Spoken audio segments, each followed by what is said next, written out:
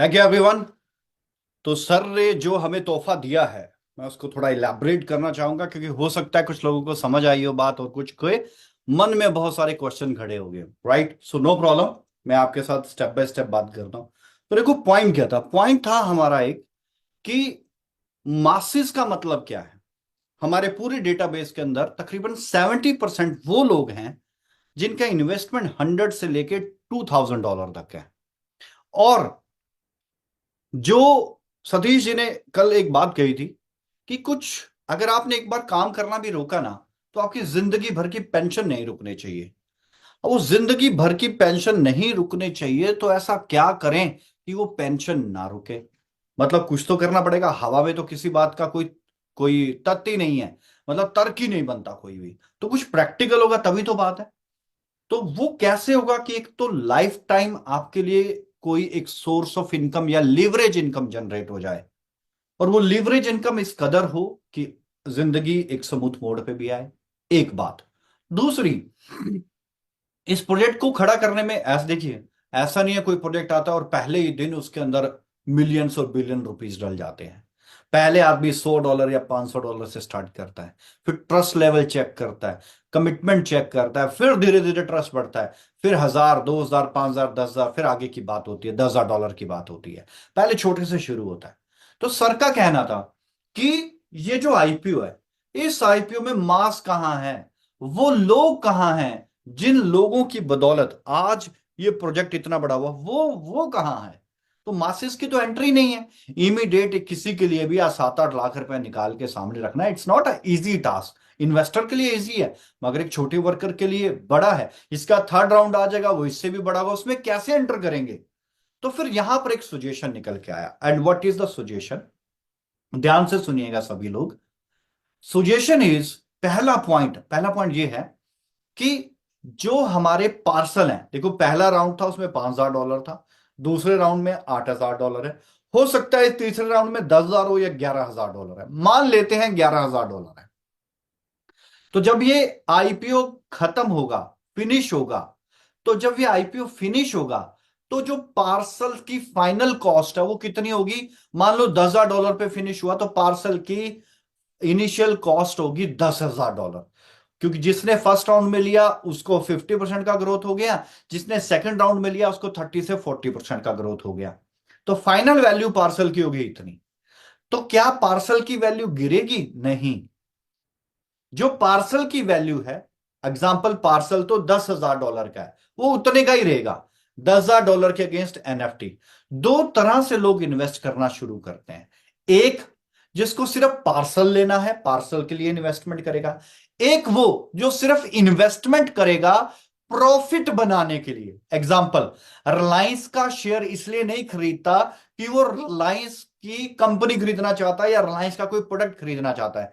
आज एप्पल का शेयर इसलिए नहीं खरीद रहा कोई कि मैंने कल को एप्पल का शेयर बढ़ा होगा तो एप्पल का मोबाइल लूंगा। नो, इसलिए कि वो एप्पल का शेयर खरीद के प्रॉफिटेबिलिटी जनरेट करे।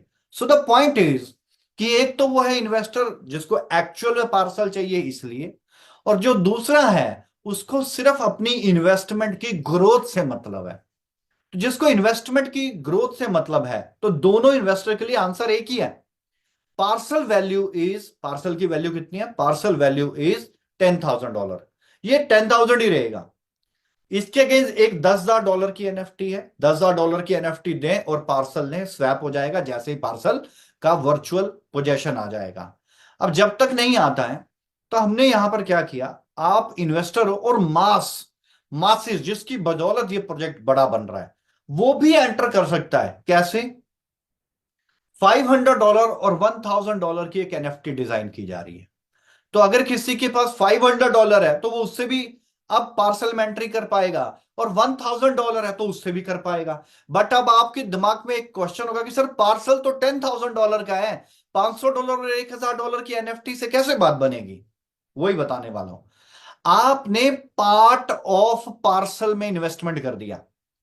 आपने $500 की एनएफटी ली, उसमें इन्वेस्ट कर दिया, या $1,000, आपकी हिम्मत थी, आपका पॉकेट का साइज था $1,000 का, आपने $1,000 की इन्वेस्टमेंट कर दी। आपकी पॉकेट का साइज था $2,000 का, आपने हजार हजार की दो एनएफटी ले ली, या 500 500 की चार ले ली। मतलब तो एक ही है कि $2,000 आपने इन्वेस्ट कर दिए। अब पार्सल की वैल्यू है $10,000 मगर आपने किए $2,000, तो आपने एनएफटी ली है $2,000 की। अब अगर आपका कल को मन करता है कि मैंने पार्सल लेना है, तो पार्सल की वैल्यू $10,000 है, आपने इन्वेस्ट किए $2,000, तो आपको एक काम करना होगा। अगर आप पार्सल में एक्सचेंज करना चाहते हैं तो आपको काम करना होगा, आपको बची हुई $8,000 की एनएफटी लेने पड़ेगी, यानी कि $1,000 की 8 एनएफटी और लेने पड़ेगी। टोटल $10,000 जब आपकी एनएफटी की वैल्यू हो जाएगी तो आप पार्सल ले सकते हैं। अब यहां दो चीजें हैं, देखो ध्यान से समझो। या तो आपके पास जो $2,000 की एनएफटी थी उसकी वैल्यू बढ़ के $10,000 हो जाए, तो आप $10,000 का पार्सल ले सकते हैं, एक चीज।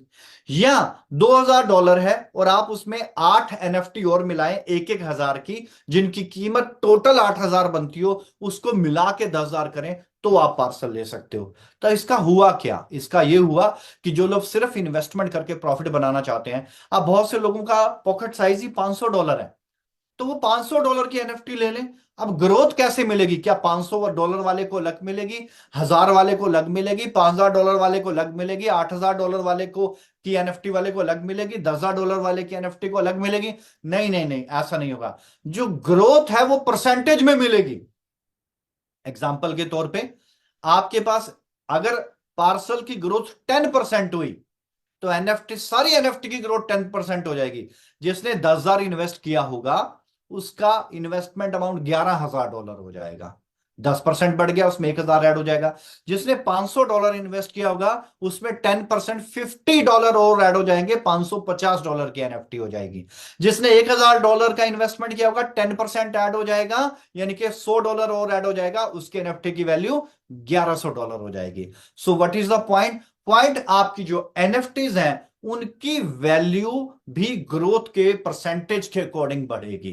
तो जो भी परसेंटेज होगी वो छोटे से लेके बड़े अमाउंट में उतने परसेंट से बढ़ जाएगा। अब आप बोलेंगे सर हमने तो $5,000 का भी ले रखा है, $8,000 का भी ले रखा है। आपको एक एक्सचेंजर दिया जाएगा, अगर कोई एक्सचेंज करना चाहे, भाई मेरे पास $8,000 की एनएफटी है, मैं एक एक हजार की 8 एनएफटी में एक्सचेंज करना चाहता हूं, तो एक्सचेंजर में आप $8,000 की एक एनएफटी देके एक एक $1,000 की 8 एनएफटी ले लेंगे। वैल्यू तो दोनों की ही 8,000 है, मगर यहां पे पीसेस में आ गई, 8 आ गई। अब इसमें से कुछ समय के बाद कोई कहता है यार कुछ बेच देता हूं, कुछ रख लेता हूं, क्योंकि मुझे कोई, मान लो किसी को पैसे की जरूरत है, तो हो सकता है वो $2,000 की एनएफटी बेच दे, उसकी ग्रोथ बेच ले, 4,000 की बेच ले। लेकिन अगर $8,000 की एक एनएफटी है तो वो एक ही बिकेगी, मतलब ये नहीं है कि $8,000 में से 4,000 बेच दूं ना। तो इसके लिए ज्यादा अच्छा है वो $8,000 की एनएफटी को एक्सचेंज कर ले, $8,000 की ही एनएफटीज के अंदर, जिसमें से एक एनएफटी की कीमत $1,000 है। तो ऐसे आपके पास 8,000 एनएफटी है, कल को मन किया कुछ बेचने का बेच भी सकते हो, इन्वेस्टमेंट ऑलरेडी पड़ी है तो बेच भी दिया, प्रॉफिट भी ले लिया, और इन्वेस्टमेंट भी एज इट इज कुछ ना कुछ पड़ा है आपके पास। So that is the point कि आप पार्ट ऑफ पार्सल में भी इन्वेस्ट कर सकते हो। अब छोटे से छोटा इन्वेस्टर भी 500 और $1,000 लगाकर हमारे आईपीओ में एंटर कर सकता है। जो छूट गया था हमारा छोटा इन्वेस्टर, वो भी अब कर सकता है। तो पहली चीज, क्या क्या बेनिफिट होंगे अगर आप इन्वेस्टमेंट करते हो। अब यहां पर एक छोटा सा पॉइंट आ गया, जैसे सर ने कहा life time income. So life time income कैसे बनती है? पहली चीज, अगर आपने सेकंड राउंड में इन्वेस्ट किया तो थर्ड राउंड जैसे ही आएगा, विद इन 1 मंथ आपको सबसे पहले 30 से 50% का ग्रोथ होगा एक ही महीने के अंदर, क्योंकि फाइनल प्राइस $8,000 से बढ़ा ही होगा। पहली चीज। तो अगर आपने फर्स्ट राउंड तो निकल गया, सेकंड राउंड में इन्वेस्टमेंट किया, तो विद इन मंथ आपको 30 से 50% का ग्रोथ तो तय है, क्योंकि वो ऑलरेडी प्रोटोकॉल के अंदर है। ऑलरेडी प्रोटोकॉल के अंदर है तो वो ग्रोथ होना ही होना है, उसे कोई नहीं रोक सकता। एक चीज। दूसरी चीज कि लाइफ टाइम इनकम की बात की थी, अब इसे बड़े ध्यान से समझना। जब भी कोई एनएफटी बनाई जाती है तो एनएफटी बनाने के टेक्निकल प्रोसेस को बोलते हैं मिंटिंग, मिंट करना, MINT, मिंट करना, मिंटिंग। तो टेक्निकल प्रोसेस बनता है मिंटिंग, मतलब मिंट किया जाएगा। अब मिंट, तो जो उसको मिंट करता है वो होती है कंपनी या प्रोजेक्ट ओनर, मतलब मिंट करने वाला हो गया ओनर, क्रिएटर, जिसने उसको क्रिएट किया एनएफटी को। अब उसके बाद वो एक एड्रेस पे ट्रांसफर हो जाती है, उसके बाद वो फिर again buy sell buy sell buy sell के प्रोसेस में चलती है। अब बड़े ध्यान से समझना, सभी लोग बड़ा दिमाग लगा के, जब एक एनएफटी मिंट की गई, क्रिएट की गई, और मान लो उसको मिस्टर ए को बेच दिया गया, तो मिस्टर ए को जब बेचा जाएगा तो उसमें से एक क्रिएटर फीस निकलेगी, और वो क्रिएटर फीस क्रिएटर को चले जाएगी। क्रिएटर मतलब जिसने उस एनएफटी को बनाया था, प्रोजेक्ट को, उसको चले जाएगी। उसके बाद मिस्टर ए ने उस एनएफटी की कुछ ग्रोथ होने के बाद मिस्टर बी को बेच दी। तो जैसे ही मिस्टर बी को बेचेगा तो ग्रोथ तो मिल जाएगी ए को, लेकिन बी को जब उसने बेचा तो उसका क्रिएटर फीस फिर कटेगी, और वो क्रिएटर फीस फिर किसको चले जाएगी? क्रिएटर को, यानी कि जिसने उसको बनाया। बी ने सी को बेचा तो जो ग्रोथ होगी वो उनकी, और जो सी को बेचने के बाद फिर से क्रिएटर फीस कटेगी और वो क्रिएटर को चले जाएगी। मतलब एक एनएफटी जितनी बार ट्रेड होगी उतनी बार क्रिएटर फीस कटेगी और क्रिएटर को चले जाएगी। अब एक एनएफटी एक एक महीने में हमें लगता है मिनिमम 5 5 10 10 20 20 बार ट्रेड होगी। वैसे तो हमें लगता है एक दिन में इतनी होगी, लेकिन फिर भी 10 10 15 15 20 20 बार अगर एक महीने में भी ट्रेड हुई तो फिर प्रोजेक्ट के पास तो क्रिएटर फीस की भरमार लग जाएगी। तो प्रोजेक्ट के पास तो करोड़ों और अरबों रुपया क्रिएटर फीस से आ जाएगा। लेकिन प्रोजेक्ट ने देखो यहां पर क्या किया। प्रोजेक्ट ने यहां पर एक काम किया, बड़े ध्यान से समझना, बहुत हॉट टॉपिक है। प्रोजेक्ट ने यहां पर क्या किया, प्रोजेक्ट ने बोला कि ये जो क्रिएटर फीस है ना, पहले तो मैं आपको बताऊं ये क्रिएटर फीस कितनी होती है। हर प्लेटफॉर्म पे क्रिएटर फीस अलग अलग है। ओपन सी पे हर ऑनर की अलग अलग फीस है, अमूमन 10 से 40% तक होती है। अगर आप ओपन सी पे भी चेक करेंगे तो वहां 15%, 20%, 30%, नॉर्मल जो होती है वो 20 से 30% क्रिएटर फीस होती है। तो यहां पर जो क्रिएटर फीस है वो 15% है। अगर $10,000 की एनएफटी एक बार बिकी तो उसमें से 15%, यानी कि $1,500 किसको मिलेंगे? प्रोजेक्ट को मिलेंगे एज अ क्रिएटर फीस। उसके बाद बी ने सी को बेची $10,000 की, तो फिर दोबारा से 15 कटेंगे, किसको मिलेगी? प्रोजेक्ट को मिलेगी। अब द पॉइंट इज, प्रोजेक्ट कहता है कि भाई मुझे क्रिएटर फीस नहीं चाहिए, मैं क्रिएटर फीस अपनी बाईपास करता हूं अपने यूजर को, स्पॉन्सर को। अब किसी यूजर ने खुद तो एनएफटी ली है $500 की, और उसने 5 5 हजार या 10 10 हजार की स्पॉन्सर कर दी, रेफर कर दी एनएफटी। मान लो 10 लोगों को रेफर कर दी। अब वो 10 लोगों की एनएफटी जिंदगी में 50,000 बार, 1,000 बार, 10,000 बार बाय और सेल होगी, उतनी बार उस स्पॉन्सर को 15% क्रिएटर फीस आएगी। समझते हैं? पूरी लाइफ टाइम के लिए आपके लिए क्रिएटर फीस स्टार्ट हो गई। और ये creator fees life time creator fees है, लाइफ टाइम रिवॉर्ड है आप लोगों के लिए। लाइफ टाइम, पूरी जिंदगी, जितनी बार वो एनएफटी ट्रेड होगी उतनी बार वो एनएफटी की क्रिएटर फीस स्पॉन्सर को चले जाएगी। जानी कंपनी को थी, कंपनी ने, क्योंकि कंपनी के पास सोर्स ऑफ फंड्स बहुत सारे हैं, तो कंपनी ने वो कहा कि मैं स्पॉन्सर को दे दूंगी, मुझे नहीं चाहिए।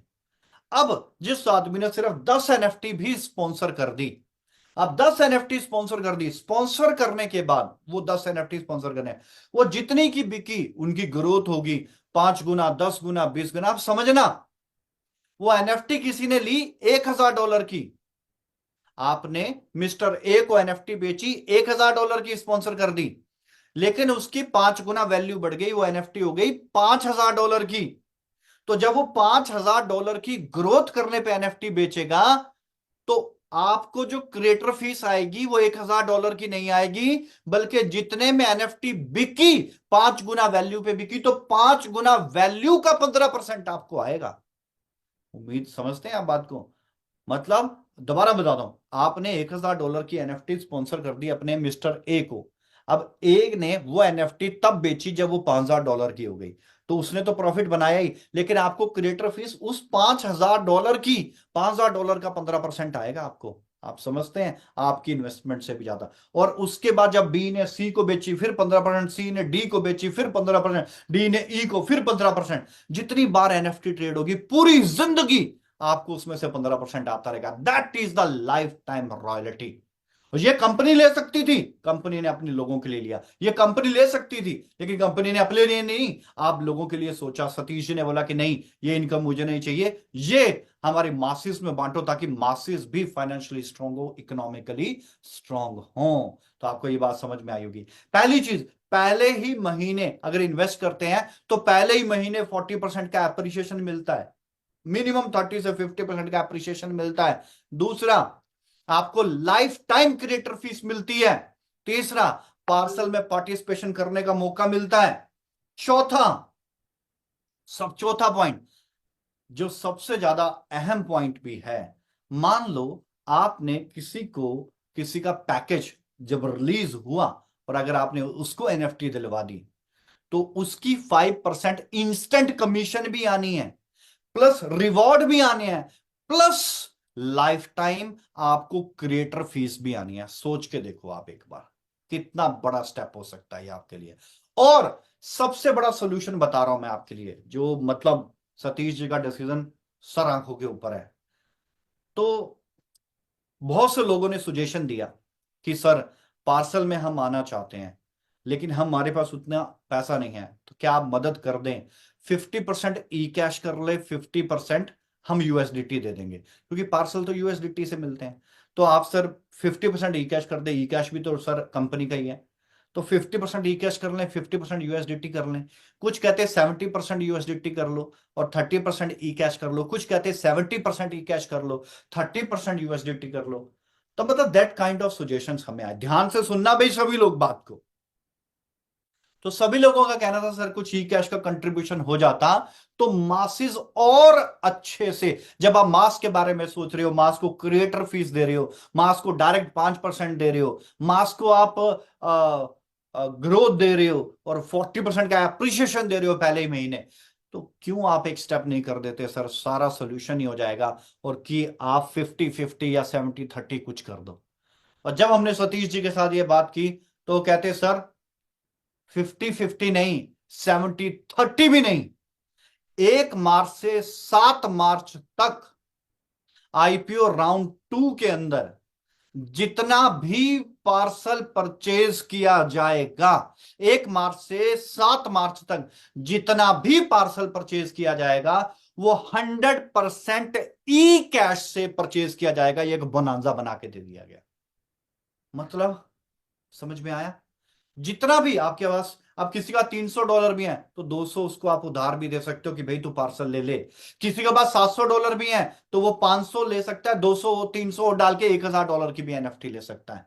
मतलब आपके पास 7 दिन है, आप अपनी पूरी टीम में, क्लास हो या मास हो, सबको आप ई कैश, 100% ई कैश से पार्सल दिलवा सकते हो। कितना बड़ा स्टेप है। और जैसे ही पार्सल दिलवाओगे, पहले ही महीने 40% का एप्रिसिएशन, एक बात। दूसरा, और दूसरा सबसे इंपॉर्टेंट चीज है, आप तो परचेज करवाओगे ई कैश में, बट उसकी एप्रिसिएशन और लाइफ टाइम क्रिएटर फीस आएगी यूएसडीटी में। और डिसेंट्रलाइज हम कुछ नहीं कर सकते, क्योंकि एक्सचेंज पे बिकेगा, सीधा आपके वॉलेट में आएगा।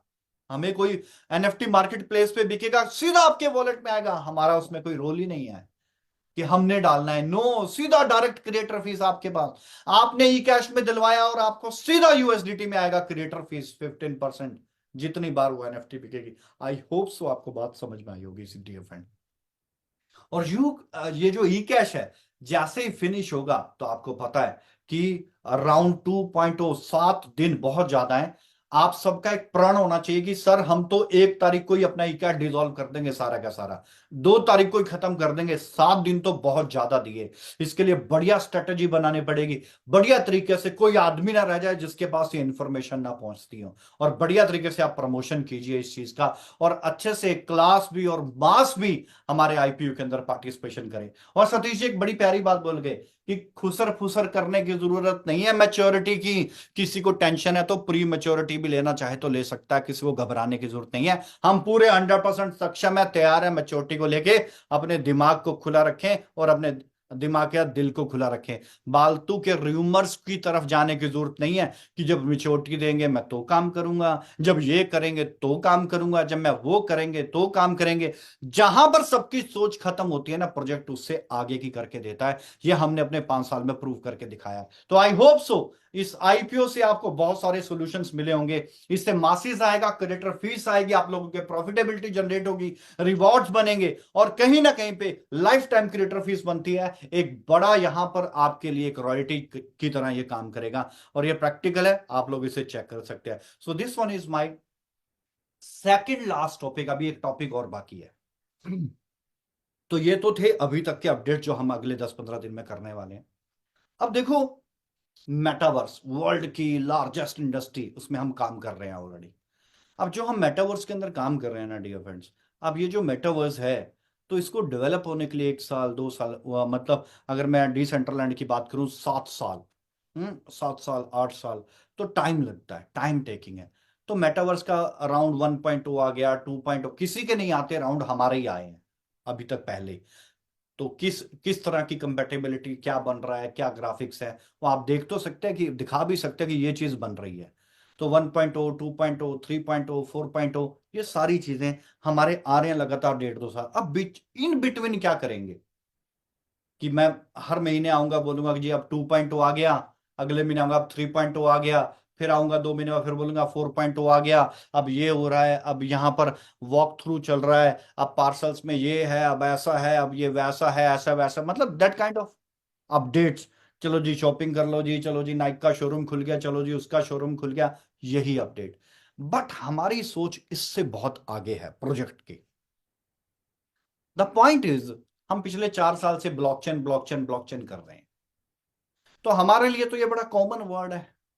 बट अगर ब्लॉकचेन की बात करें, तो इथेरियम की ब्लॉकचेन ही पहले नंबर 1 पे थी।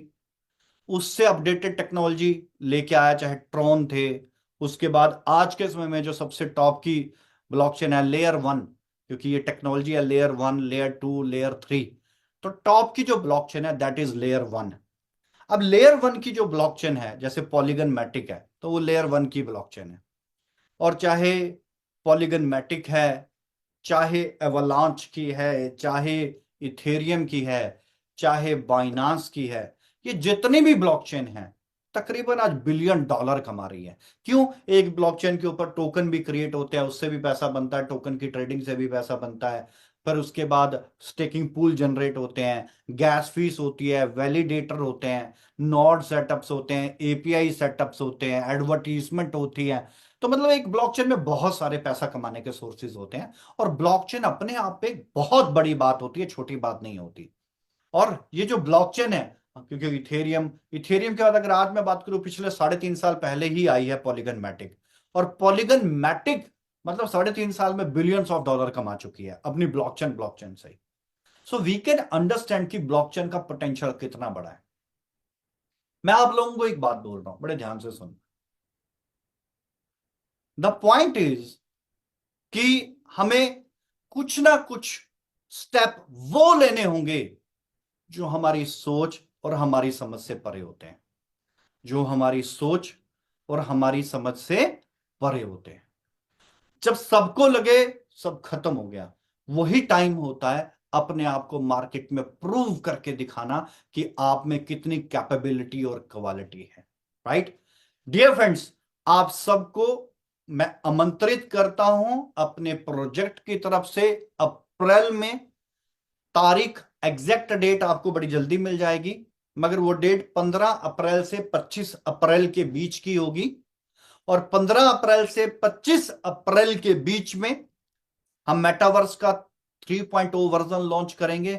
और साथ में हम लॉन्च करेंगे वर्ल्ड की सबसे लीडिंग टेक्नोलॉजी, जो इथेरियम से भी ऊपर है, ट्रॉन से भी ऊपर है, और it's similar like a Polygon Matic जो सबसे एडवांस वर्जन है, layer 1।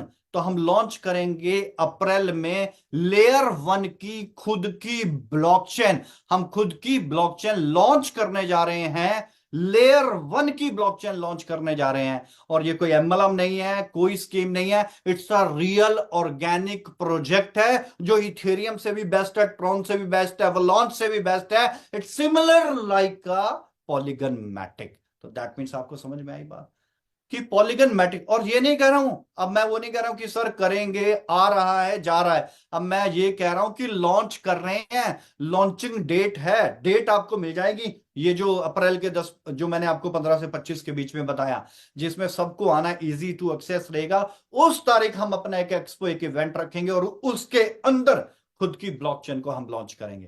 So you can understand, layer 1 की बात कर रहा हूं, जो सबसे टेक्नोलॉजी में अव्वल दर्जे के ऊपर आती है, मैं उस ब्लॉकचेन की बात कर रहा हूं।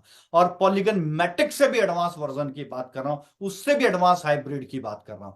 तो आप समझ सकते हैं कि अगर इस तरह का प्रोडक्ट अगर मार्केट के अंदर आता है तो क्या बवाल मचेगा। अभी तो ये तो होगी एक चीज।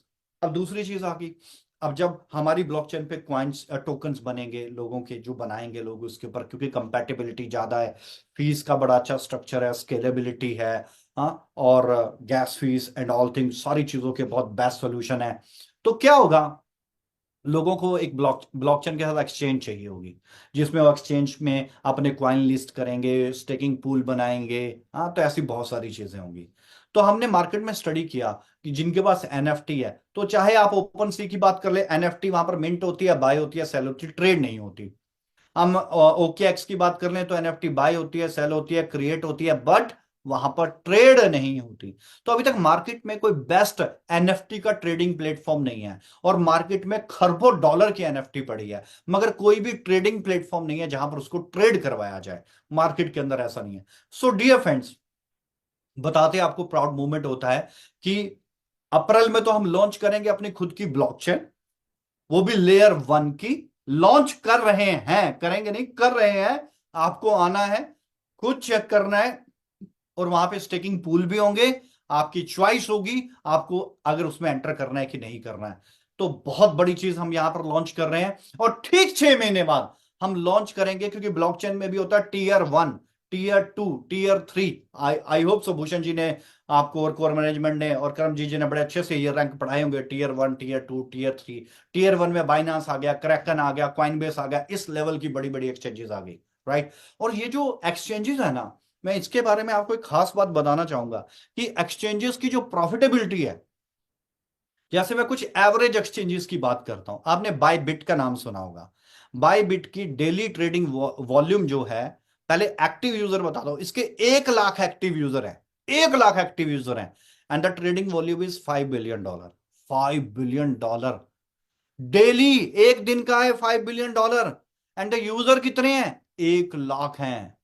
जेमिनी एक्सचेंज है, 50,000 एक्टिव यूजर है पर डे, $1 बिलियन है। हाँ, एल बैंक है, फेमस है एल बैंक, एक एक्सचेंज है, 50,000 एक्टिव यूजर है पर डे, एंड $1 बिलियन का पर डे का है। बिटगेट है, बिटमार्ट है, अपबीट है, इनके 1 लाख से ज्यादा किसी के पास एक्टिव यूजर नहीं है। एंड $5 बिलियन, $1 बिलियन, इस लेवल का इनका ट्रेड वॉल्यूम बनता है एक दिन का। और मैं पॉलीगन मैटिक की बात कर रहा था ना आपके साथ, उसके टोटल होल्डर उसकी ब्लॉकचेन पे 6.5 लाख हैं। कितने हैं? 6.5 लाख होल्डर हैं उसके। एंड यू कैन अंडरस्टैंड, हमारे एक्टिव यूजर ही 10 लाख से ज्यादा है। हमारे एक्टिव यूजर 10 लाख से ज्यादा है, यू कैन अंडरस्टैंड। और 10 लाख में से अगर 10 लाख की पे आउट लें तो 10 लाख तो हमारे वॉलेट हैं, और हमारे वॉलेट का पर डे का ट्रैफिक 1 से 1.5 लाख है। जो आप वॉलेट चलाते हो उसका एक दिन का एक्टिव यूजर 1 से 1.5 लाख यूजर है। अब वो 1 से 1.5 लाख यूजर हैं। अब एक्सचेंज के पास अगर 1 से 1.5 लाख यूजर हैं, तो वो $1 बिलियन का टर्नओवर बना रहे हैं per day. So you can understand dear friends, मैं क्या बात कर रहा हूं। मैं बात कर रहा हूं जितने भी मार्केट में टोकन बनेंगे, जो भी हमारी ब्लॉकचेन के ऊपर भी बनेंगे, we are going to launch our own blockchain के साथ ऑन एक्सचेंज। हम अपनी खुद की एक्सचेंज 6 महीने के बाद, अभी आप लोगों के सामने अप्रैल में आएगा, मई, जून, जुलाई, अगस्त, सितंबर, अक्टूबर, ध्यान रखिएगा, अक्टूबर और नवंबर के बीच में हम अपनी खुद की ब्लॉकचेन देंगे, सॉरी एक्सचेंज देंगे। ब्लॉकचेन तो अप्रैल में आ रही है, और ठीक 6 महीने के बाद आपको खुद की एक्सचेंज देंगे। और एक्सचेंज के कई सारे सोर्सेज होते हैं पैसा बनाने के, यानी कि रियल इनकम होगी। अब आप एक चीज सोचो, क्या 1 लाख यूजर भी हमारी एक्सचेंज पे नहीं आएगा? और क्या $100 भी नहीं रखेगा? वॉलेट नहीं खोलेगा $100 से? इससे ज्यादा का तो पे आउट हम हर महीने देते हैं। और एनएफटी की वैल्यू $5,000 $10,000 है, क्योंकि एक्सचेंज में क्रिप्टो ट्रेडिंग के साथ साथ, क्रिप्टो बाय सेल के साथ साथ एनएफटी मार्केट प्लेस भी, एनएफटी बाय सेल भी होगा उसके ऊपर। Right, so you can understand कि एनएफटी का भी होगा तो इसका टर्नओवर तो $1 बिलियन से भी ऊपर चला जाएगा। और 1 लाख यूजर चाहिए तो भैया ऑलरेडी वॉलेट के ऊपर 1 से 1.5 लाख एक्टिव यूजर हैं। ब्लॉकचेन भी अपना, एक्सचेंज भी अपना। लिस्टिंग फीस की ही मरी से मरी ब्लॉकचेन के $20,000 होते हैं। उसका एडवर्टीजमेंट होती है, फिर मार्केट मेकिंग की फीस होती है, ट्रेडिंग की फीस होती है, एडवर्टीजमेंट की फीस होती है, और तरह तरह की कई फीसेस होती हैं। तो ब्लॉकचेन तो अपने आप, ब्लॉकचेन के साथ साथ एक्सचेंज तो अपने आप में एक मनी मेकिंग मशीन है। लेकिन वो टीयर 1 की बात कर रहा हूं मैं। किस ग्रेड की बात कर रहा हूं? टीयर 1 की ब्लॉकचेन लॉन्च करेंगे और इसका ट्रेलर आपको नजर आएगा। हम पिछले 1.5 महीने से क्या कर रहे थे, क्या नहीं कर रहे थे, इन सारी चीजों का जवाब आपको अप्रैल में मिल जाएगा। कौन सा काफी दूर है, 1 से 1.25 महीने की तो बात है। सारा रिजल्ट जब आएगा आपके सामने, लेयर 1 आएगी, आपको खुद विश्वास होगा कि क्या चीज बना दी और क्या चीज हम बनाने जा रहे हैं। आपको सब समझ में आएगा। और अभी बात खत्म नहीं है मेरी। ब्लॉकचेन अगले 1.5 महीने में, ठीक 6 महीने के बाद अपना खुद का एक्सचेंज, खुद की एक्सचेंज के अंदर एनएफटी का मार्केट प्लेस। और यहीं पर बात खत्म नहीं हुई डियर फ्रेंड। वर्ल्ड की अभी अभी जो फाइनेंस की एक और बड़ी मार्केट है, that market name is forex trading. Forex trading हम लॉन्च करने जा रहे हैं। वर्ल्ड की पहली ऐसी एक्सचेंज जिसके ऊपर क्रिप्टो ट्रेडिंग, वर्ल्ड की leading industry, NFT market place, NFT trading, world का लीडिंग प्लेटफॉर्म, और थर्ड हम यहां पे फॉरेक्स ट्रेडिंग। हमारी एक्सचेंज में तीनों ट्रेड होंगे और ये 6 महीने बाद आप अपनी आंखों से देखोगे। 6 महीने के बाद ये तीनों ट्रेड होते आप अपनी आंखों से देखोगे। क्योंकि अब प्रोजेक्ट बनाने जा रहा है अपने रियल सोर्स ऑफ इनकम। हाँ, जब इतना बड़ा यूजर बेस है, हमने 5 साल में क्या कमाया क्या नहीं कमाया, लेकिन अब जो सोर्स ऑफ इनकम हम जनरेट कर रहे हैं, दैट इज रियल इनकम। और वहां पर बनेंगे स्टेकिंग पूल्स। और आपको यकीन दिलाता हूं, 6 महीने, प्रॉमिस करता हूं, 6 महीने बाद आप अपनी मैच्योरिटी भी, जिनकी उस वक्त आएगी, और अपना विड्रॉल भी सब हम एक्सचेंज के ऊपर देंगे। आपको बिटकॉइन में लेना है बिटकॉइन में लेना, इथेरियम में लेना है इथेरियम में लेना, आपको बीएनबी में लेना है, यूएसडीटी में लेना है, जिसमें लेना है आपको उसमें ले सकते हो। और ये सारा नजारा आपको अगले 1 1.5 महीने से देखने को मिल जाएगा। कोई इसमें लंबा वक्त नहीं है। तो वर्ल्ड की सबसे लीडिंग इंडस्ट्री मेटावर्स, वहां पर भी हम काम कर रहे हैं। Second largest industry is carbon credit, वहां पर भी हम काम कर रहे हैं। ब्लॉकचेन, हम वहां पर भी काम कर रहे हैं। एक्सचेंज में भी crypto trading, yes we are there. Tier 1 की एक्सचेंज, उसके बाद एनएफटी मार्केट प्लेस, वो भी अपना, एनएफटी ट्रेडिंग प्लेटफॉर्म, वो भी अपना, फॉरेक्स ट्रेडिंग, वो भी अपना। यू कैन थिंक कि 6 महीने बाद जब ये प्लेटफॉर्म लाइव होंगे और वर्कआउट करेंगे, उससे 1 साल के बाद प्रोजेक्ट की एक एक दिन की इनकम $1 बिलियन के पास पहुंच जाएगी। $1 बिलियन के पास पहुंच जाएगी।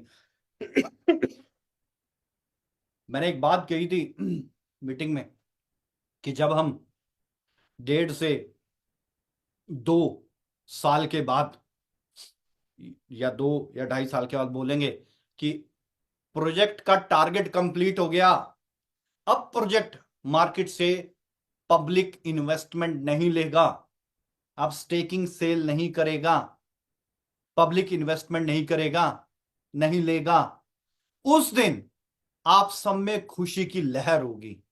और वो लहर इस कदर होगी, क्यों? क्योंकि ये वर्ल्ड का पहला प्रोजेक्ट बनेगा जो मार्केट से जिस दिन फंड लेना बंद करेगा, तो जो आ गया उनको जो उसका है उसी हिसाब से देता रहेगा।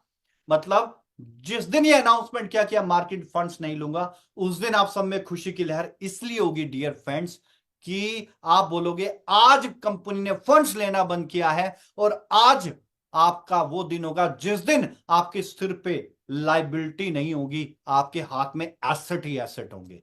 अदरवाइज इतिहास उठा के देख लें, कंपनियां सिर्फ लाइबिलिटी देके गई हैं। पहला प्रोजेक्ट होगा जो रियल जनरेशन के साथ, रियल इनकम के साथ आपके एसेट्स बना के देगी डियर फ्रेंड्स। वक्त लगा, क्योंकि एडवर्स कंडीशंस थी, फाइट करने में वक्त लगा, हमने बहुत सारी चीजों की कमिटमेंट की थी। वही बात आ गई, कई बार मीटिंग में किसी ने कह दिया कि हैप्पी जी तो शब्द बदल लिए, हैप्पी जी तो बोलता ये लेके आएंगे ये लेके आएंगे। आपको प्यास लगी थी पानी की और हम तब दूध पिलाते, तो आप दूध पी के मरने वाली हालत में होते, क्योंकि प्यास जो है वो पानी से बुझेगी, दूध से नहीं बुझेगी। मार्केट एडवर्स थी, मार्केट गिर गई, फंड्स के लॉसेस हो गए, लेकिन आप लोगों को टूटने नहीं दिया, अपने आप को टाइट किया, लेकिन अपने मार्केट, अपने यूजर्स की कमिटमेंट के साथ खड़े रहे। अपने प्रोजेक्ट कैंसिल कर दिए, अपने अपकमिंग प्रोजेक्ट कैंसिल कर दिए, अपने अपकमिंग लॉन्चिंग प्रोजेक्ट्स को हटा दिया। नहीं, पहले ये चाहिए जो आज हमारे साथ है। तो आप लोगों के साथ खड़े रहे, लेकिन समय बदला तो अपडेशन हुई, अपग्रेडेशन हुई, और उसी अपडेशन अपग्रेडेशन के साथ हमने भी अपने टारगेट को अपग्रेड किया, अपडेट किया। नजारा देखना 1.5 महीने के बाद क्या होगा, जब आपकी लेयर 1 की ब्लॉकचेन होगी, जब प्रेजेंटेशन दोगे तो छाती फकर से ऊपर होगी। 6 महीने बाद जब टीयर 1 की ब्लॉकचेन की प्रेजेंटेशन दोगे ना, फकर से आपकी छाती ऊंची होगी और बोलोगे ना विड्रॉल लेना सीधा ब्लॉकचेन पे, बिटकॉइन में, इथेरियम में, रिप्पल में, जिसमें लेना है उसमें ले। दैट काइंड ऑफ थिंग्स हम क्रिएट करके देंगे। आपने अभी तक साथ दिया, थोड़ा सा और पेशेंस रखें और ले नजारा, फिर देखो क्या होता है क्या नहीं होता है। So that kind of updates हैं सर। सोच के देखो कि वर्ल्ड की जितनी भी फाइनेंस की लीडिंग इंडस्ट्री हैं, उनमें टॉप लेवल का प्रोडक्ट लॉन्च कर रहे हैं। ये नहीं है कि कोई एक्सपेरिमेंट है। आज हमारे पास आईटी की भी 5 से ज्यादा टीम काम कर रही है। टीएसवी के सॉफ्टवेयर का टीम एक अलग अलग टीम है, मेटावर्स की एक अलग टीम है, शॉपिंग पोर्टल्स की एक अलग टीम काम कर रही है, ब्लॉकचेन के ऊपर और एक्सचेंजेस के ऊपर एक अलग टीम काम कर रही है, और आने वाली कुछ न्यू अपग्रेडेशंस के ऊपर कुछ एक्सपेरिमेंट्स किए जा रहे हैं, वो एक अलग टीम काम कर रही है।